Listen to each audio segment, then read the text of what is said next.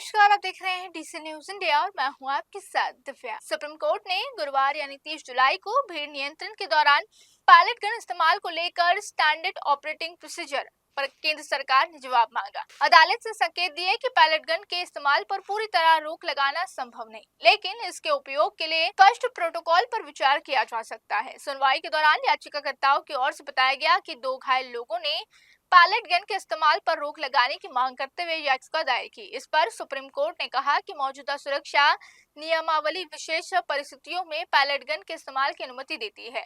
यदि इस व्यवस्था को चुनौती देनी है तो उस आधार पर उचित याचिका दायर करनी होगी। वरिष्ठ अधिवक्ता वृंदा ग्रोवर ने अदालत में कहा कि संबंधित मामले में रबर नहीं बल्कि मेटल पैलेट गन का इस्तेमाल किया गया, जिसे रोकना चाहिए।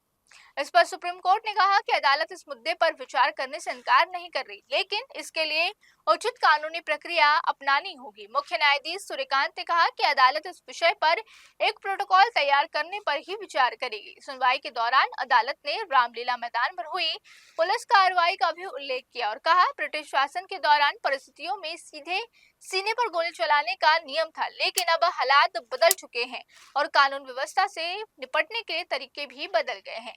वृंदा ग्रोवर ने आगे कहा कि दिल्ली पुलिस की नियमावली में पैलेट गन के इस्तेमाल पर स्पष्ट उल्लेख नहीं मिलता, लेकिन उन्होंने कहा कि विश्वास है कि सरकार युवा छात्रों पर पैलेट गन का इस्तेमाल नहीं करवाएगी। इस पर सुप्रीम कोर्ट में कहा गया कि घटनास्थल पर उपद्रवी तत्व मौजूद थे, इसलिए सभी परिस्थितियों को ध्यान में रखते हुए पैलेट गन का इस्तेमाल किया गया। याचिकाकर्ता की ओर से ये भी मांग है कि पुलिस को दिए गए आदेश रिकॉर्ड्स पर लाएं और सभी रिकॉर्ड सुरक्षित रखे जाएं। मामले की सुनवाई के बाद सुप्रीम कोर्ट ने याचिका पर नोटिस जारी करते हुए पैलेट गन के इस्तेमाल पर संबंधित एसओपी केंद्र सरकार से जवाब मांगा है। तो अब देखना होगा इस मामले में आगे क्या कुछ होता है। सुप्रीम कोर्ट का फैसला तो आ गया, पर देखना होगा। तो अभी के लिए बस इतना ही। देश और दुनिया की तमाम बड़ी खबरों के लिए रुकिए डीसी न्यूज इंडिया।